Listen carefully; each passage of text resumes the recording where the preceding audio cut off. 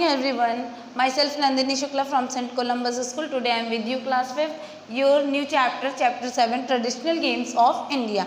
यानी पारंपरिक खेल. भारत के कुछ पारंपरिक खेल हैं जो प्राचीन काल से चले आ रहे हैं. भारत हमेशा से ही संस्कृति और परंपरा से समृद्ध रहा है और खेल हमेशा से ही भारतीय संस्कृति का एक महत्वपूर्ण हिस्सा रहा है. और भगवान शिव और पार्वती ने भी खेल खेला था जिसे कि पचीसी खेल कहते हैं. और पांडवों द्वारा पासे के द्वारा जो खेला गया था शतरंज का गेम, उसमें द्रौपदी को हार जाना महाभारत जिसकी वजह से हुई थी. और उसके बाद मुगलों ने भी खेल खेला. हमेशा से ही भारत ऐतिहासिक और पौराणिक कथाओं में एक महत्वपूर्ण भूमिका निभाता आया है खेल के रूप में.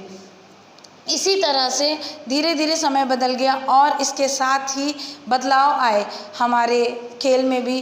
प्ले स्टेशन, वीडियो गेम्स और भी गैजेट्स जो हम सभी को भारतीय परंपरा और भारतीय खेलों से शायद ही भूल गए हों. क्योंकि बहुत लोग ऐसा करते हैं कि जब न्यू जनरेशन जो हमारी आई है वो हमारे प्राचीन यानी एंशियंट टाइम के जो गेम्स हैं, रूल्स हैं, उनको फॉलो नहीं करना चाहती. उन्हें हमेशा न्यू चाहिए. तो अकॉर्डिंग टू जनरेशन जैसे जैसे चेंज होता गया सब कुछ, तो गेम्स भी अपना रूप बदलते गए और उनको तरह तरह की नई नई चीज़ें पसंद आने लगी.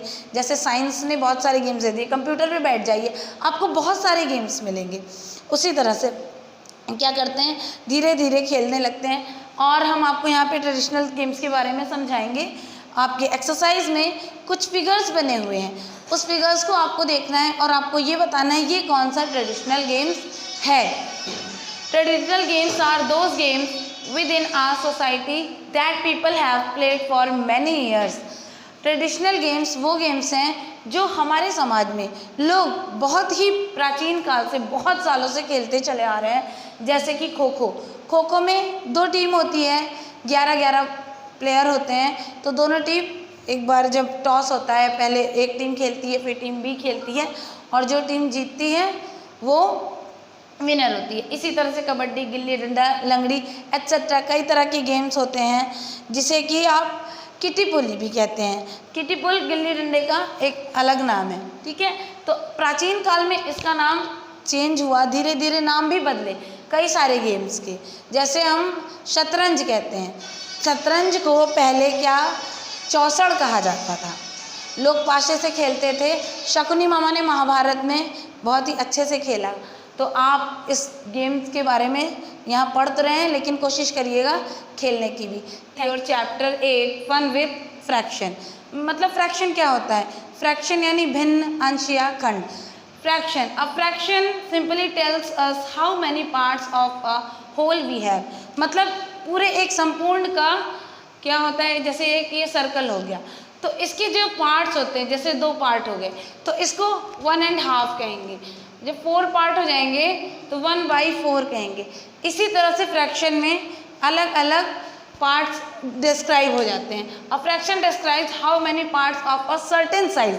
किसी भी एक निश्चित चीज़ का एक कितने भाग हो सकते हैं. 3 देयर आर फॉर एग्जाम्पल 1/2.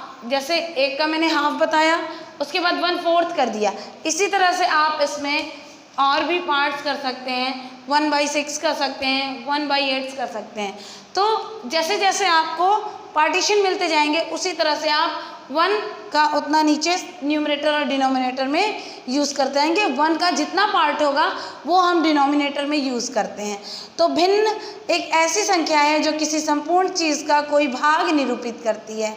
जैसे एक सेब के 4 भाग होते हैं तो 4 भाग होते हैं जिनमें से उनके एक हिस्से को निकाल दिया जाए और उसके 4 भाग के रूप में प्रदर्शित किया जाए. जैसे हमने अभी आपको बताया, यहाँ पे एक सर्कल ले लिया, हमें इसके 2 भाग करने हैं तो ये कर दिया. उसके बाद हम बोल रहे हैं हमें एक का 4 भाग करना है, 4 लोगों को हमें डिवाइड करना है. तो हम क्या करेंगे, इसको 1/4 कर लेंगे. अब हमें इसी को 6 लोगों को अगर डिवाइड करना है तो इसे 1/6 कर लेंगे. इसी तरह से इक्वल पार्ट में हम चेंज करते जाएंगे. तो फ्रैक्शन बना किससे है? एक लैटिन वर्ड फ्रैक्टा होता है, उससे बना हुआ है ये फ्रैक्शन वर्ड. आपके एक्सरसाइज में इस चैप्टर का मैच द कॉलम के रूप में बताया गया है फ्रैक्शन को. तो आपको उसे अच्छे से पढ़ना है, समझना है और एग्जैक्टली जो कॉलम जिससे मैच करता है उसे मैच भी कराना है. Your new chapter, chapter 9, animals in our lives. Pets are part of our everyday lives and our family. जो पेट्स होते हैं वो हमारे जीवन का एक हिस्सा होते हैं, ना कि हमारे जीवन का बल्कि वो हमारे परिवार का भी एक हिस्सा होते हैं। They provide us with championship but also with emotional support. वो हमें कहीं ना कहीं इमोशनल सपोर्ट भी देते हैं। रिड्यूस आवर स्ट्रेस, हमारे तनाव को कम करते हैं और हमारे लोनलीनेस को भी वो कम करते हैं। To increase our social activities, और कहीं ना कहीं सोशल एक्टिविटीज़ में भी हमारी हेल्प करते हैं। Add to child self esteem and positive emotional development, और बच्चों के पॉजिटिव इमोशनल और डेवलपमेंट को भी बढ़ाने में वो हेल्प करते हैं। तो यहाँ आपके एक्सरसाइज में बताया गया है किस तरह से जानवर हमारे साथ हेल्पफुल होते हैं। तो आपके चैप्टर में 2 एक्सरसाइज दी हुई हैं। नंबर 1 है short the names of the people in the help box given below and write them in correct list. आपको यहाँ पे ब्लॉक्स बना हुआ है 1 2 3 4, उसमें आपको 3 पॉइंट दिए हुए हैं और आपको उन 4 ब्लॉक्स में उन 3 पॉइंट्स को भरना है कि कौन सा किस तरह से हमारे यूज़ में आता है। जैसे आपका फर्स्ट दिया है people who ride animals for work and sports. तो लोग जानवरों का इस्तेमाल कैसे अपने काम के लिए और स्पोर्ट्स के लिए करते हैं। तो महावत, जॉकी, काउबॉय, ये तीनों अलग अलग तरीके से हमारी हेल्प करते हैं। महावत यानी जो हाथी का देख रेख करता है वो, जॉकी जो घुड़सवारी करते हैं वो घुड़दौड़ में हिस्सा लेते हैं उस तरह के होते हैं। काउबॉय जो चरवाहा होते हैं, गाय वगैरह चराते हैं वो होते हैं। और सेकंड है people who look after the physical wellbeing of animal, जो जानवरों का फिजिकल वेलबींग चेक करते हैं। तो उसमें जू कीपर होते हैं, वेटरनियन होते हैं, ग्रूम होते हैं। पीपल हु स्टडी एनिमल, अब जो एनिमल्स के बारे में स्टडीज़ करते हैं वो क्या कहलाते हैं। पहला होता है मरीन बायोलॉजिस्ट, फिर जूलॉजिस्ट, ऑर्निथोलॉजिस्ट, ये 3 होते हैं। मरीन बायोलॉजिस्ट क्या होते हैं, जो समुद्री जीव के बारे में जानकारी एकत्रित करते हैं। अब जूलॉजिस्ट क्या होते हैं, जंतु विज्ञान, जीव जंतु विज्ञान के बारे में बताते हैं। ऑर्निथोलॉजिस्ट क्या होते हैं, जो पशु पक्षियों के बारे में जानकारी प्राप्त कराते हैं। अब आता है people who produce and sell animal product. अब पीपल जो क्या करते हैं, प्रोड्यूस करते हैं एनिमल्स प्रोडक्ट्स और सेल करते हैं। पहला आता है पोल्ट्री फार्म, उसके बाद चीज़ मेकर और टेन्योर।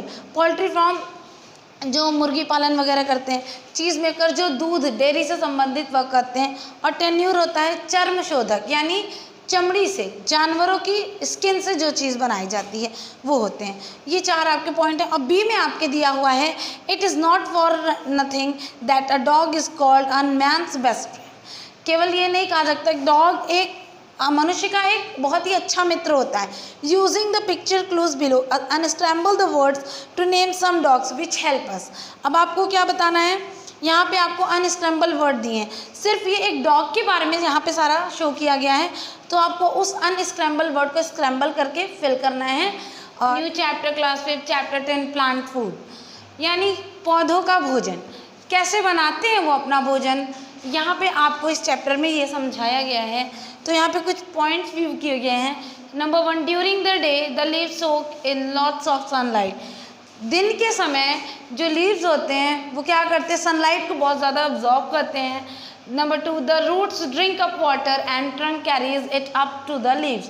क्या करते हैं, रूट्स पानी, हम रूट्स को पानी डालते हैं तो वो क्या करते हैं, उस पानी को एक्सेप्ट ग्रहण करते हैं, और उसके बाद ट्रंक जो शाखाएं होती हैं हमारे पेड़ की, वो एक एक कोने पूरे पत्तियों तक पानी को पहुंचाती हैं। The leaves also take in carbon dioxide. During the day leaves क्या करती हैं, कार्बन डाइऑक्साइड को इनहेल करती हैं और ऑक्सीजन एक्सहेल करती हैं। Number 4, just like we use ingredient to cook our food, plants use the 3 ingredients to make a sugary food called glucose. This process is called photosynthesis.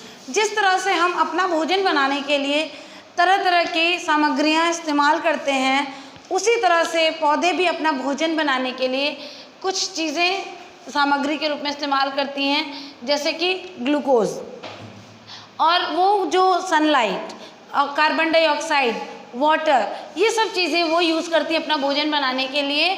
और leaves को food factory भी कहा जाता है plant का, क्योंकि भोजन उसी पार्ट में बनता है प्लांट के। और इस पूरे प्रोसेस को, जिस प्रोसेस से वो खाना बनाते हैं अपना, उसको फोटोसिंथेसिस यानी प्रकाश संश्लेषण की क्रिया कहते हैं। Number 5, just like food gives us energy, glucose gives us energy to the plant. जिस तरह से हमें कोई भी काम करने के लिए एनर्जी की ज़रूरत होती है और वो एनर्जी हमें खाने से मिलती है, उसी तरह से पेड़ पौधों को भी एनर्जी किससे मिलती है? ग्लूकोज से। ठीक है, वो जो भोजन बनाते हैं वो ग्लूको रूप में उन्हें मिलती है और उससे उन्हें एनर्जी मिलती है। Number 6, as plants make their food oxygen is given out and this is used by us. अब प्लांट्स अपना भोजन बनाने के बाद जब वो पूरी तरह से बना लेते हैं, जिस तरह से हम लोग खाना बनाने के बाद उसको खाते हैं, उसके बाद उसको डाइजेस्ट करते हैं, तो प्लांट भी अपना भोजन जब बनाते हैं तो उसको क्या करते हैं, वो खाने के बाद उसको एनर्जी के रूप में, ऑक्सीजन के रूप में हमें प्रोवाइड कराते हैं और हम उस ऑक्सीजन को ग्रहण करते हैं और हमारे लिए ऑक्सीजन बहुत ही ज़रूरी है। तो अगर पेड़ पौधे अपना भोजन नहीं बनाएंगे तो हमें ऑक्सीजन नहीं मिलेगा।